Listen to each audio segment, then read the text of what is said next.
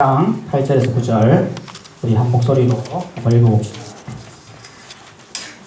자, 한 목소리로 한번 읽어보겠습니다. 시작. 너희는 그 은혜로 인하여 믿음으로 말미암아 구원을 받았으니 이것이 너희에게서 난 것이 아니요 하나님의 선물이라. 행위에서 난 것이 아니니 이는 누구든지 자랑하지 못하게 합니다. 아멘. 여러분, 오늘 말씀은 기독교 세계관 세 번째 강의 구속이라는 주제의 말씀인데요. 구속이 뭐냐? 말이 어렵다, 그죠? 구속. 구속은 제가 저번 주에 말씀드렸던 것처럼 이 세상이 도대체 무엇이 잘못되어 있는가? 라는 부분에 있어서 제가 말씀을 드렸습니다, 그죠? 기독교 세계관에 있어서 중요한 거, 나는 누구인가? 하나님의 작품이고, 나는 어디에 있는가? 앞으로 천국 시민이 될 존재인데, 지금 무엇이 잘못되어 있는가? 세상을 보면 굉장히 잘못되어 있다는 걸 알 수가 있다는 거죠. 왜 잘못되어 있습니까?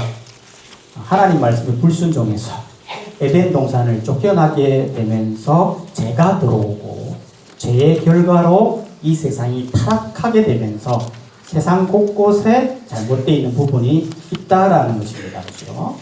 예, 거기에 대해서 말씀을 드렸는데요. 이 인간의 이 타락과 이 죄는,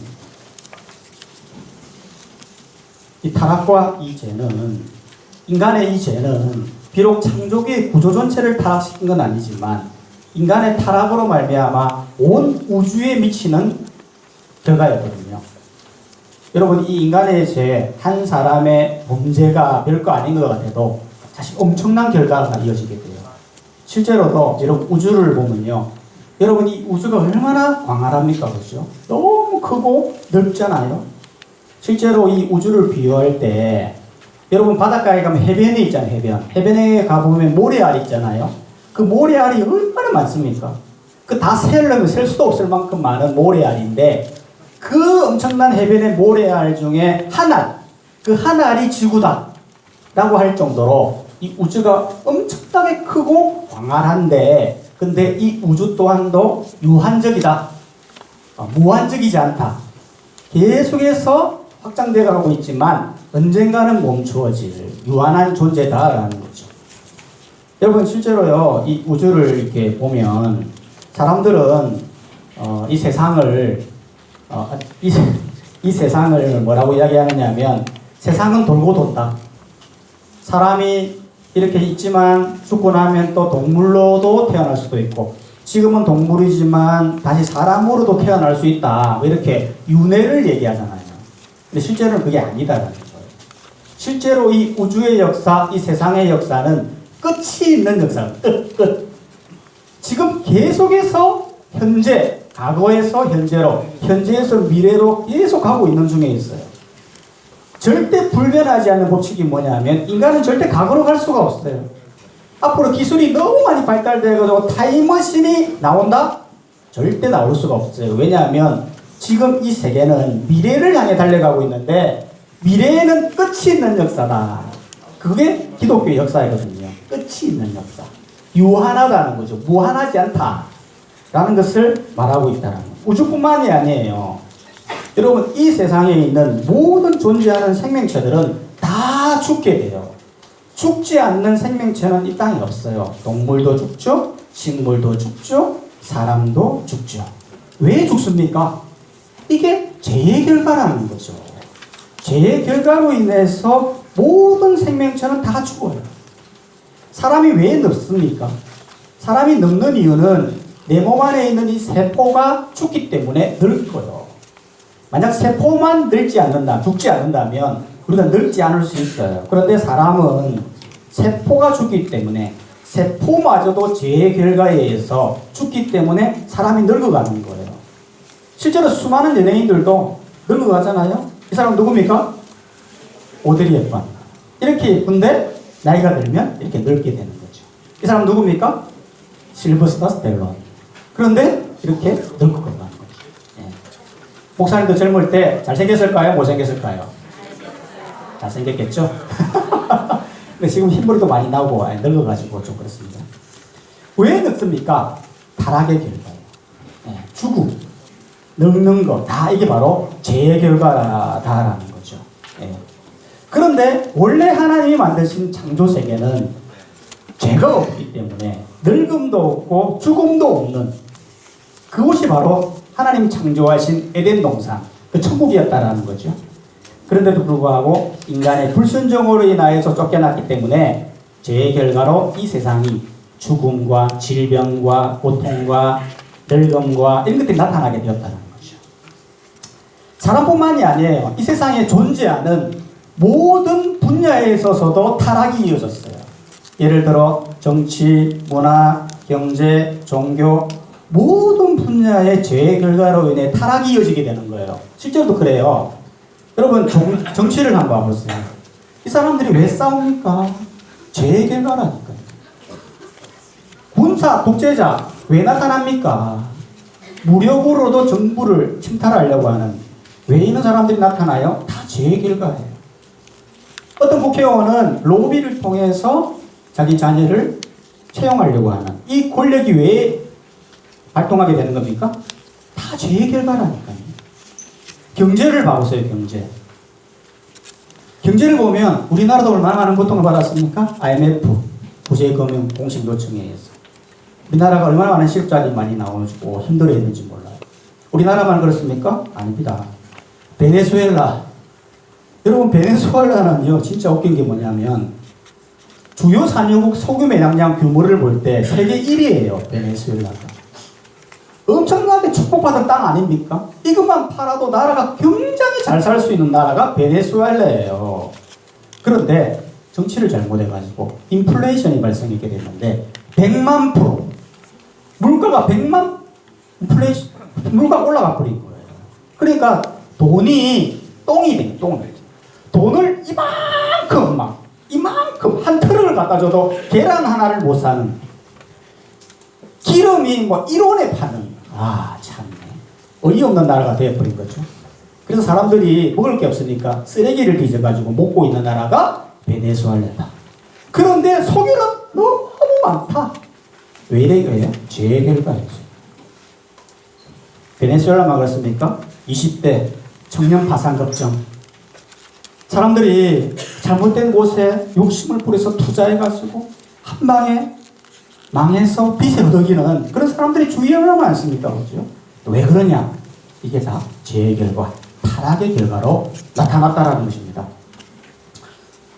우리나라도 한번 그러면 이렇게 망해 있는 이들을 치료책이 무엇인가? 이 세상을 보면서 어떻게 하면 치료할 수 있을까? 그 치료책이 뭔가에 대한 질문을 답할 수 있었는데 그게 뭐냐 하면 오늘 본문 말씀에 바로 구속이다라는 것입니다. 구속이 뭐냐? 굉장히 어려운 말이다. 구속이 뭐냐 하면 구속은 한자로 보면 구원할 구, 속죄할 속이에요. 즉 속죄해서 구원한다라고 하는 의미를 가지고 있다는 거죠. 뭘 속죄합니까? 실제로 당시에는 어떤 죄를 짓잖아요. 그러면 자신의 어떤 대가를 지불해서 그 죄를 사했단 말이에요. 오늘날도 보면 우리가 범죄하면 보석금을 내잖아요. 자신의 피 같은 돈을 줌으로 말미암아 죄에서 풀려나듯이 이 타락한 세상 가운데서 구원할 치료책이 뭐냐? 그게 바로 구속이라는 거죠. 그 구속의 핵심이 무엇입니까? 바로 예수 그리스도라는 거죠. 즉 예수 그리스도의 십자가의 희생으로 죄인을 속량하는 일, 바로 이것이 예수님이라는 거죠.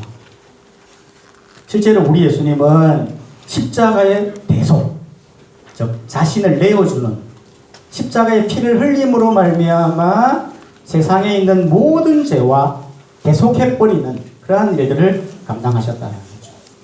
여러분 예수님이 십자가에 이렇게 돌아가신 것 한 인간의 죽음같이 보이고 별거 아닌 것 같이 보이지만 실제로 이 사건은 어마어마한 사건이거든요. 상상할 수 없는 엄청난 상황이에요. 왜 그러냐면 이 십자가를 통해서 지금까지 인간이 얼마나 많이 타락해 왔습니까? 얼마나 많은 사람들이 죽어왔습니까? 그런데 그거를 십자가의 피를 통해서 딱 멈춰버린 거예요. 인간에 있는 모든 죄악들을 타락된 세상의 정치, 경제, 문화 모든 분야의 모든 죄를 다 안고 엄부의 권세에 내려가서 그 죄의 문제를 해결해버린 데리고 올라온 거예요. 이 어마어마한 일들을 십자가를 통해서 해석해 주신 거예요. 이래서 이 구속은 단순히 죄의 문제만 해결한 것이 아니고 전 우주적인 해결이에요. 즉 우주적 구속, 그리스도께서 성취한 구속은 창조계의 모든 영역을 회복시키는 엄청난 일이었다는 거죠. 예를 들어 영혼, 육체, 개인활동, 사회제도, 경제제도, 경영구조, 노동구조, 인종차별, 성차별, 이 모든 타락한 세상 가운데서 제로 상태로 만들어버리고 다시 한번 회복시켜버리는 놀라운 역사를 해왔는데, 그런데 이 구속은 피조세계가 사단이 왕노릇하는 타락한 상태에서 하나님의 은혜로 그리스도가 왕노릇하는, 사단이 왕노릇한 이 세상을 그리스도가 이제 왕노릇한 상태로 회복시키시고 만물을 회복시키신 이 일들을 하나님께서 하셨다는 거죠. 그런데 이 구속은 완전한 완성된 구속이 아니에요. 실제로는 완성은 언제 되느냐? 우리 주님이 이 땅에 무릎 타고 오시면 완성이 되는 거죠. 그러나 예수님의 그 십자가 사항을 통해서 구속의 시작이 시작된 거예요.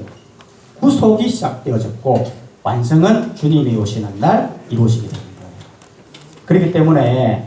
그렇기 때문에 우리가 중요한 것은 이제부터는 정말 기독교 세계관이 너무너무 중요하다는 것입니다. 왜 그러냐 하면 이 바로 예수님, 구속을 하신 이 예수님을 믿느냐 믿지 않느냐에 따라서 이 구속이 개인적으로 완성이 되느냐 안 되느냐라고 하는 중요한 부분이 되기 때문에 그렇습니다. 자, 예수님은 이렇게 말씀하셨어요. 뭐라고 말씀하시냐면 예수께서 이르시되 나는 부활이요 생명이니 나를 믿는 자는 죽어도 살겠고 무릇 살아서 나를 믿는 자는 영원히 죽지 아니하리라, 이렇게 말했어요.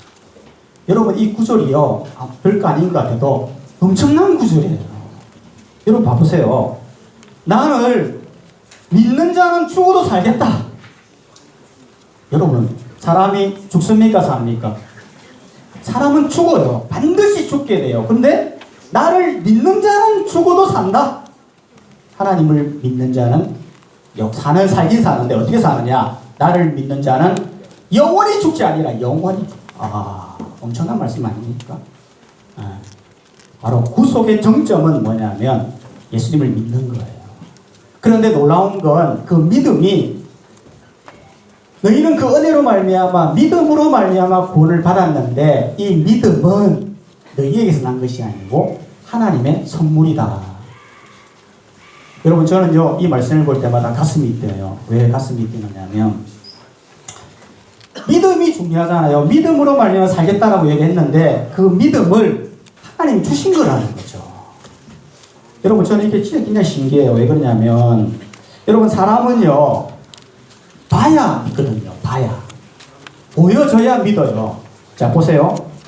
자 목사님 손에 동전이 있게요 없게요? 있게요 없게요?